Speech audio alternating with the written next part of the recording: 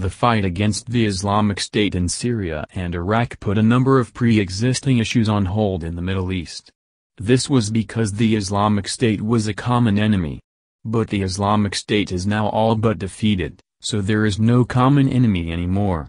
The issues that dominated the region before Islamic State are dominating the region once more. That means Israel, which mostly sat on the sidelines in Syria and Iraq, will have to become a more active player. In Syria, Israel preferred Assad to Islamic State, but Assad is also an enemy. Right now the Syrian government is strong in consolidating its power. Israel's strategic position in the Middle East changed in 2011 when the Syrian civil war broke out. At the time, there was great uncertainty on all of Israel's borders, particularly on the Egyptian border. Egypt was going through change and the Muslim Brotherhood briefly rose to power. Although Egypt's military never seriously relinquished control, Israel had to begin considering a worst-case scenario. A hostile government in a country that was the most serious threat to Israel's existence in the decades following 1948.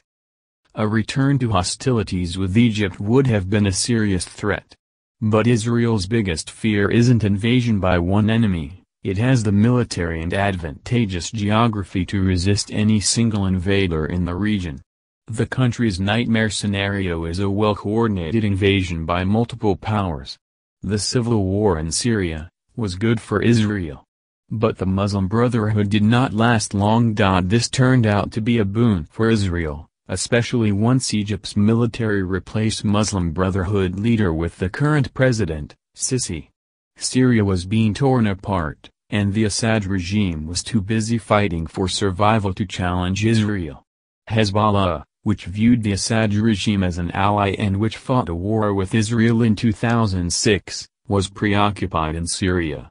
And, most importantly, Iran was also concentrating on Iraq and Syria. Israel was more secure at that moment than it had ever been. As long as the fighting continued in Syria, Israel faced no immediate threats on its borders. The best-case scenario for Israel was a long, drawn-out civil war that weakened all sides. And for a few years, this was exactly what happened. Israel intervened occasionally to prevent certain types of weapons, like anti-air or anti-ship missiles, from finding their way into Hezbollah's hands. But for the most part, Israel was a bystander. That situation is changed now. The conflict is scaling down and Israel must examine its options. In this context, the media also reported about informal closed-door meetings between Saudi and Israel officials. During the rise of Islamic State, some things were exposed. Everyone came to know who is Sunni and who is Shia and why they hate each other. One thing that is crystal clear, that rivalry between Saudi Arabia and Iran is bitter and never-ending. That Israel and Saudi Arabia should find common cause right now makes perfect sense. It's a classic case of the enemy of my enemy is my friend. Iran is a threat to both countries, and the Iran nuclear deal signaled to the United States, two oldest and most reliable allies in the region, that U.S. interests, not Israeli or Saudi interests, were going to dictate its future policy in the Middle East. Intelligence sharing and behind-the-scenes cooperation between the Saudis and Israelis is not surprising. But what can Saudi Arabia offer Israel?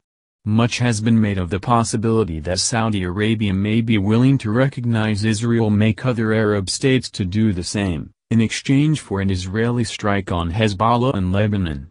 That is the kind of simplistic geopolitical thinking that gives analysis a bad name. Saudi Arabia can offer Israel very little at this point. Egypt and Jordan already recognize Israel. Syria is not under the influence of Riyadh. Hezbollah is very powerful in Lebanon. Gulf states are no longer all under Saudi control now that Riyadh has severed ties with Qatar and is reportedly having trouble with Kuwait too.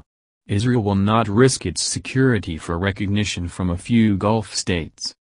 The only area in which Saudi Arabia could help Israel is much closer to home, in the interminable Israeli-Palestinian conflict. Since the collapse of the Camp David negotiations in 2000, Israel has charted its own course in the West Bank and the Gaza Strip. Israel has continued building settlements in the West Bank.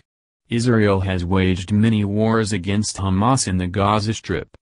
The Palestinian issue by itself is not a serious threat to Israel, but it can become one if the Palestinian territories erupt at the same time that Israel faces a foreign invader. Syrian government is getting stronger, Iran is a major influencer in the region. Washington is distracted, Egypt is unstable, and even Turkey's increased assertiveness in its old Ottoman stomping grounds. These are all potential threats for which Israel must prepare. But does Saudi Arabia have enough influence with the Palestinians to strong-arm them into signing a peace deal that would allow the Israelis to put the issue to bed, at least temporarily? The timing makes sense. Israel is in a position of power, and perhaps will never be as strong as it is now. The issue will be getting the Palestinians to accept a deal that grants them a small fraction of the country they have envisioned for generations. The recent events in Egypt to secure a reconciliation deal between the Fatah and Hamas factions in the Palestinian territories are the first step in this process. It is not clear if Saudi Arabia and Egypt can make it happen. Iran, which in the past has financially supported Hamas and currently backs the Palestinian Islamic Jihad group, would love to spoil the plan. Right now, Israel is relatively strong and secure, but it may not stay that way. The American-Israeli relationship, though still strong, is not what it once was. Russia can't really help Israel. Turkey is strengthening and wants to gain influence. Iran, Syria and Lebanon are all enemies of Israel, and Israel cannot assume that Egypt and Jordan will remain passive forever. Israel must now play a delicate game, but that game is not easy. If Saudi Arabia can help, then Israel may be willing to return the favor.